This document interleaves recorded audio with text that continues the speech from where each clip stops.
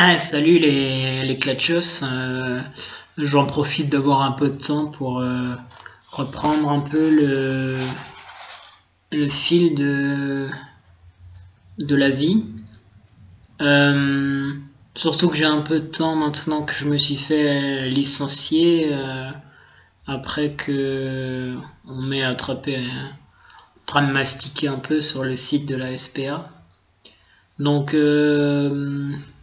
on a parlé de Barbe Bleue, on a parlé de cette petite Cendrillon, cette petite princesse. Pour ce soir, j'ai prévu quelque chose de plus incompréhensible. Ouais, parce que c'est un conte que je comprends pas très bien, moi, qui m'énerve en fait, qui me donne des pulsations. C'est La Belle au bois dormant. Ouais. Alors, je vais vous expliquer ce qui me chiffonne un peu.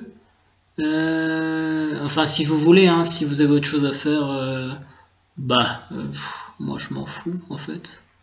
Donc, pour ceux qui veulent, on peut quand même s'interroger sur les substances que prenait Perrault quand il a commencé à faire son conte là de La Belle au bois dormant. Parce qu'on commence quand même par nous dire noir sur blanc, hein, c'est Dixit Monsieur Perrault, le roi et la reine ont des soucis de procréation. Bon, alors déjà, je suis pas sûr que le roi et la reine apprécient vraiment qu'on parle de leurs problèmes de procréation devant tout le monde. En tout cas, ce qu'on peut dire, c'est que ça fait du bien à entendre. Ça n'arrive pas qu'aux bouseux, ça n'arrive pas qu'à la plèbe. Bah ouais, les têtes couronnées aussi, elles ont du mal à mettre des polichinelles dans les tiroirs caisses de leur sérénissime. Et là, ça veut dire quand même qu'il y a une justice, quoi. Il y a un truc quelque part, une justice universelle. Bon, passer ce petit problème de procréation après quelques essais, et peut-être après avoir consulté un marabout ou deux, ça y est, le moment est arrivé. Le roi a réussi à glisser son goupillon de manière efficace dans le tiroir de madame. Et puis au bout de 9 mois, hein, puisque même pour eux c'est 9 mois, arrive la princesse, dont tout le monde se fout parce qu'on sait pas bien en fait comment elle s'appelle. On sait pas combien elle pèse, combien elle mesure, on sait pas si elle a vraiment beaucoup de cheveux ou pas, alors que généralement c'est quand même les trucs qui intéressent tout le monde, hein. Ouais, alors elle veut bien, elle fait combien, elle est grande, elle est grosse, elle est belle, parce que bon, il n'y a pas de bébé moche, soi-disant, ça j'en doute un peu, hein. Moi des bébés moches j'en ai vu, hein. Voilà. Généralement ils s'arrangent avec le temps, mais quand même on a le droit de dire qu'un bébé est moche. En tout cas, elle, pour le coup, la Belle au bois dormant, là, on sait pas. Donc on va partir du principe qu'elle est standard, quoi. Elle est standard, la Chai. Et ça continue comme ça, hein. Donc après qu'elle soit née, après qu'elle est née, un truc ça que j'ai jamais compris non plus, après qu'elle est, on s'en branle, hein. Après, on fait un peu comme on pense que c'est mieux. Ensuite, ça continue comme ça, donc on donna pour marraine à la petite princesse toutes les fées qu'on eût pu trouver dans le pays. Pas une, pas deux, hein, toutes. Donc on fait le tour du pays, on va chercher des fées et on leur demande à chacune de venir voir la mioche et puis de lui donner en fait un don. Voilà, c'était la coutume à l'époque, on n'offrait pas de conneries, on offrait des dons, afin que la princesse eût ainsi toutes les perfections imaginables.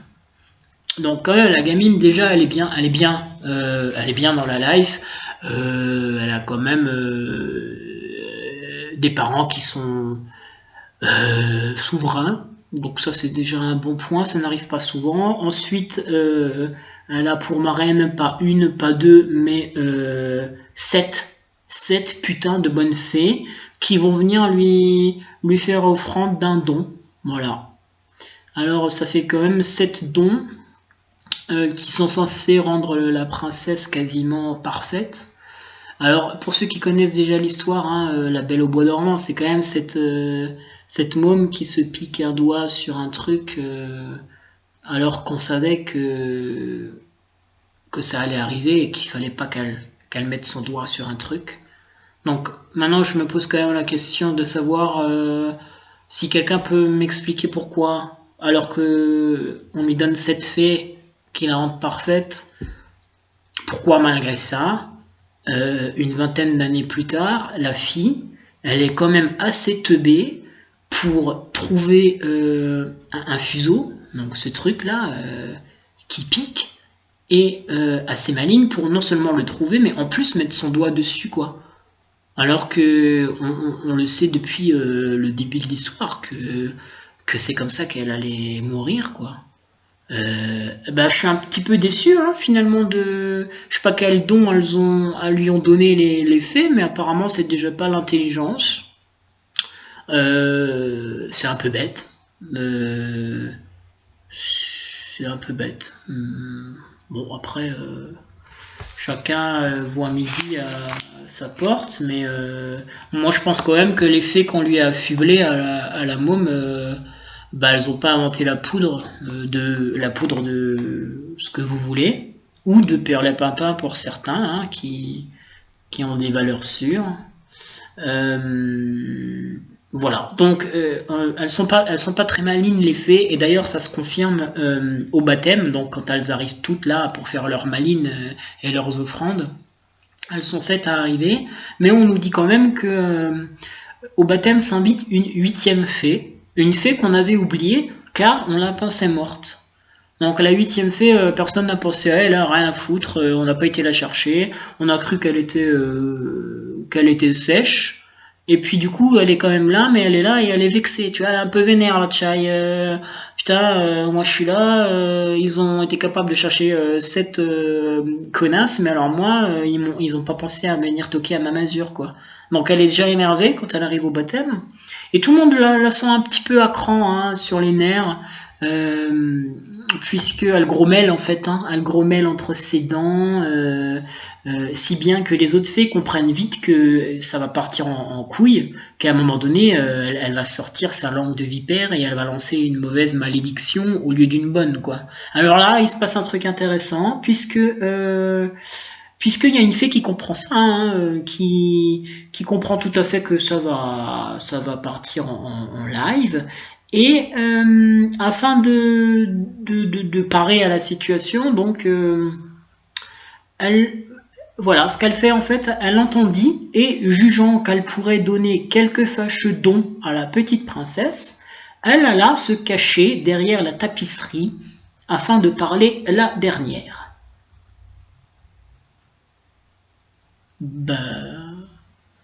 Donc la fée là, elle comprend hein, que la vieille vénère, elle va tout gâcher. Qu'est-ce qu'elle fait?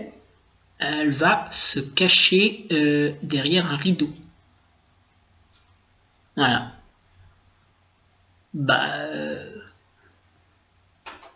Tout ça parce que elle pense que effet de surprise, quoi. Elle est cachée derrière son rideau, elle laisse faire la vieille acariâtre, elle la laisse faire sa petite affaire, sa petite malédiction, bim, et puis ensuite elle va sortir du rideau comme ça, la meuf. Hey, je suis là, poup poup. Ouais, non, c'est moi qui m'ai parlé en dernier et j'ai la solution. Ouais, sauf que la solution quand même, c'est pas terrible, hein, puisque la vieille elle fait ce qu'elle veut, hein. Ce qui était prévu, donc elle dit voilà, la princesse là, un jour elle va toucher son fuseau, elle va mourir, clac. Et là, non, il y a la fée au rideau qui revient et dit non, pas d'accord avec ça, moi. Ce qu'on va faire en fait plutôt, elle va pas mourir. Elle va pas mourir, et tiens, puisque c'est moi qui parle en dernier, en fait, ce qui va se passer, c'est que quand elle va toucher ce foutu fuseau, elle va dormir 100 ans. Voilà. Allez, c'est moi qui rase, c'est moi qui régale. Enjoy. Mais putain, mais elle se fout de la gueule du monde ou...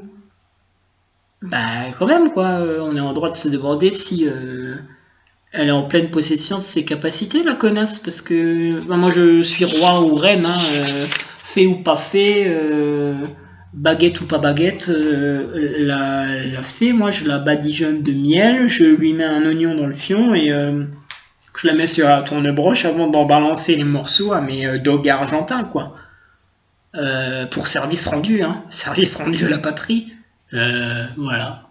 Une sacrée connasse cette fée encore, hein. C'est pas la première, on avait déjà vu que la marraine bonne fée, la petite grosse de Cendrillon, c'était déjà une sacrée vicieuse. Mais alors là, je sais pas si c'est du vice, mais c'est de l'incompétence quoi. Bah va vendre des fruits et légumes, mais ne prétend pas être fée quoi. Pas s'il y avait un ordre des fées à l'époque comme il y a un ordre des médecins, mais moi je te rayerais ça de la liste est vite fait. Hein. Voilà, donc une bonne connasse dans l'histoire, cette bonne fée, mais c'est pas la seule, hein, il y en a une autre. Vous vous souvenez cette fileuse là, la vieille fileuse qui, bah c'est celle qui continue à filer comme ça, hein, avec son truc. Mais attends, elle file pas n'importe où, hein, elle est dans le château royal, tranquille, peinard, et elle continue à filer son truc, alors que suite à la malédiction, faut quand même souligner que le roi a pris un édit pour interdire tout ça, pour enlever tous les rouets, tous les machins, tous les fuseaux, tout, pour tout enlever, que ça n'existe plus.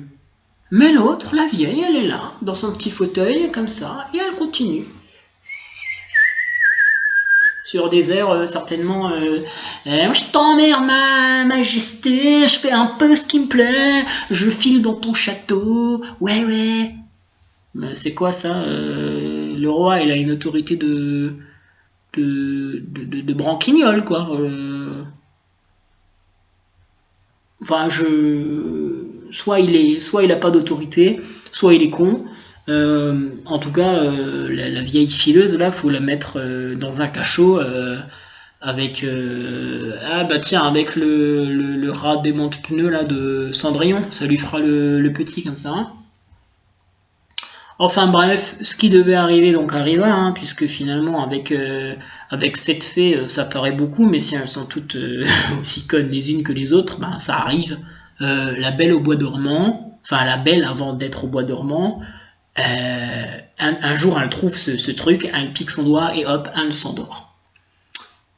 Et là, bim, badaboum, le retour de la fée providentielle. Ouais, celle qui a transformé le sort de mort là en un sommeil de 100 années. Hein. Elle revient avec une autre idée du tonnerre, quand même la deuxième idée du tonnerre en 2 décennies, et elle dit comme ça, hé les gars, je pensais à un truc là. C'est bien de la faire dormir plutôt que de la voir crever, mais quand même, est-ce qu'on peut la laisser dormir toute seule? Non? Mais non les gars, vous allez dormir avec elle. Ouais, j'ai pensé à ça. Et bim, baguette, boum. La meuf, elle décide pour tout le monde que les serfs, là, les serviteurs du château, ceux qui sont là ce jour-là, malheureusement, hein, comme à l'époque il n'y avait pas d'RTT, ils étaient tous là, je pense, tous les jours. Donc tout cela, bim, endormi. Oh ben, rien à foutre, hein. T'as Chai qui t'attend à la maison, là, qui attend que tu rentres avec une boule de pain, rien à foutre. Peut-être Claude qui t'attend avec un polichinelle et qui pense que tu vas l'aider à le nourrir, rien à foutre. Ben ouais, voilà, un sacré respect d'endormir tout le monde comme ça sans leur avis. Donc serviteur et le chien de la belle qui s'appelle Pouf. Hein. Oui, le chien donc de la belle au bois dormant s'appelle Pouf. C'est pas une invention, hein, c'est dans le conte de Perrault, Pouf, sa chienne, voilà. Moi je sais pas, mais Pouf pour une meuf qui attend couché sur un lit qu'un mec arrive et l'embrasse, ça me dégoûte un peu quoi. Ça sent un petit peu le fantasme de l'assouvi violée. Petite bosse dans ton slip Calvin Klein, slash petite auréole mouillée de liquide séminal, Perrault, vieux pervers. Ouais. Voilà, donc bref, pouf, et les serviteurs s'endorment. Voilà. Alors, c'est un peu dommage parce que du coup, les serviteurs féminines, les servitrices, si on peut dire, puisque faut maintenant modifier les mots. Il y en a certaines qui sont enceintes, oui, parce qu'à l'époque ils faisaient pas semblant, et puis les boyaux de chèvre c'était pas super efficace, donc voilà, il y avait du marmot en projet, quoi. Alors elles sont enceintes et bah hop, l'autre elle plonge dans un sommeil de 200 années.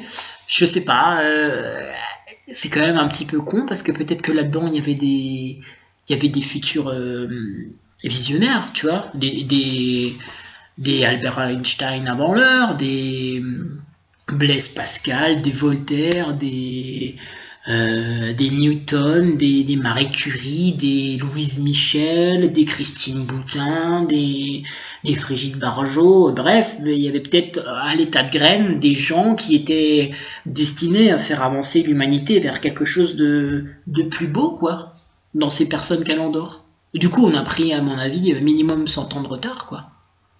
Ouais.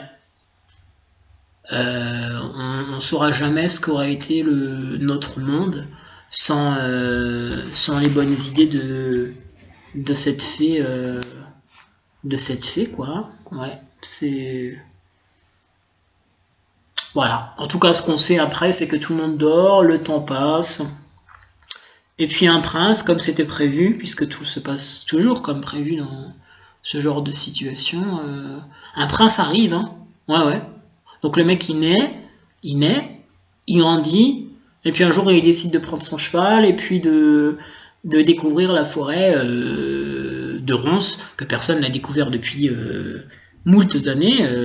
Non seulement il les découvre, mais en plus il s'abîme ses petites mains à la peau douce pour y accéder. Curiosité quand tu nous tiens, hein.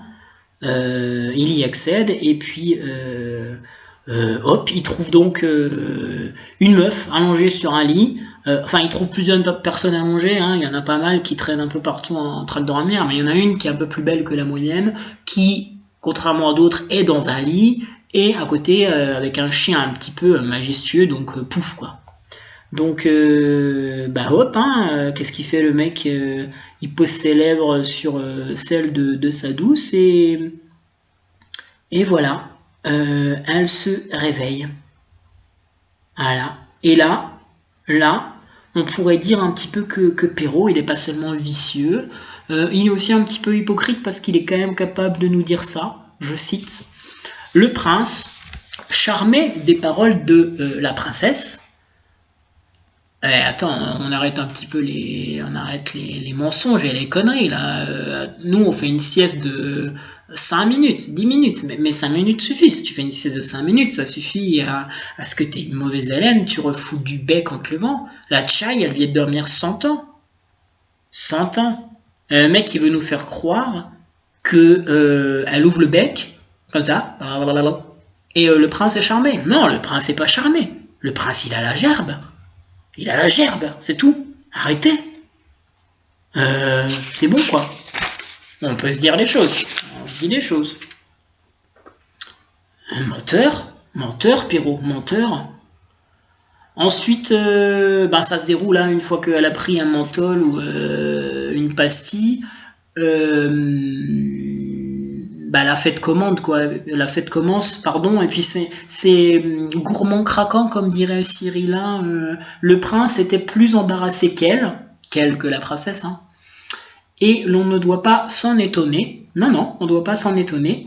La princesse avait eu le temps de songer à ce qu'elle aurait à lui dire, car il y a apparence que la bonne fée, pendant un si long sommeil, lui avait procuré le plaisir des songes agréables.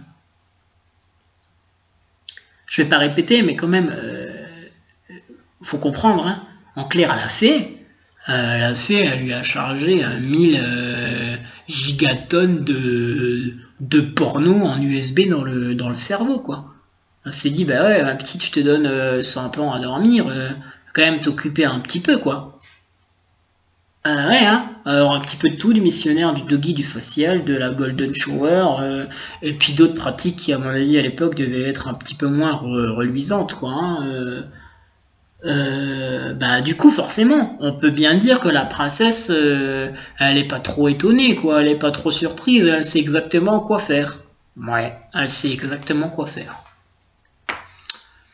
Donc, bah, pendant qu'ils font leurs petites affaires, tout le monde se réveille un peu autour, hein, comme ça, parce que, bah oui, les serviteurs, ils s'endorment avec la princesse, ils se réveillent avec la princesse, quoi. Hein. C'est un truc, ils ont pas de vie, ils ont pas de personnalité, c'est des petites crottes, tu vois. C'est si on savait pas que Perrault a écrit ce conte, à mon avis, Pierre Gattaz aurait aimé l'écrire, quoi. Je pense. Ça lui aurait plu.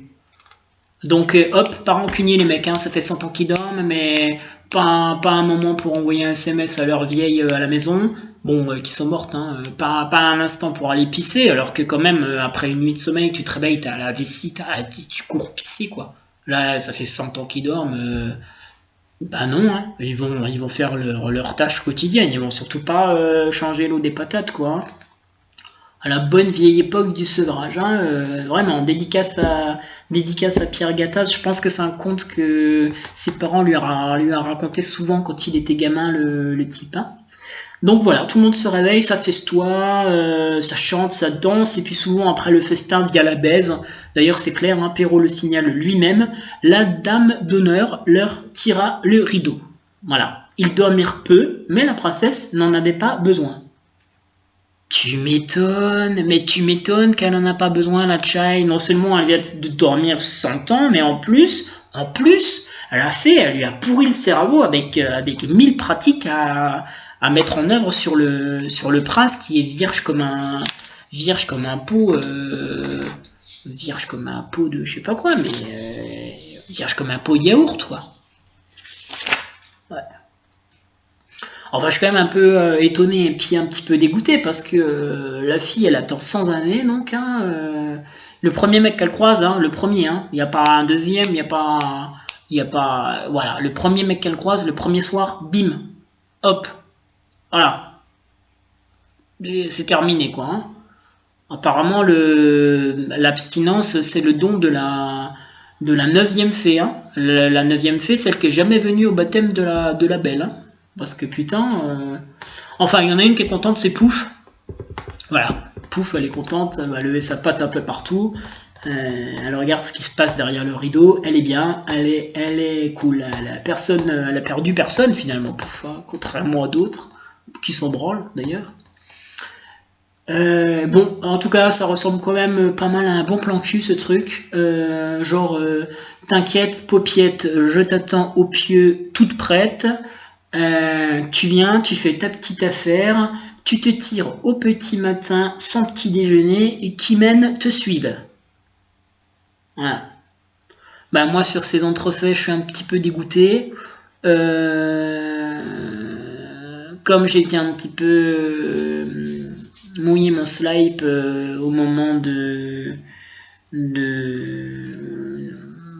début de l'histoire, je vais plutôt aller voir un Disney, un avec des animaux. Ça va me calmer et me redonner le sourire. Et puis j'essaie de trouver un autre conte pour très bientôt. Allez, bon courage et bonne nuit.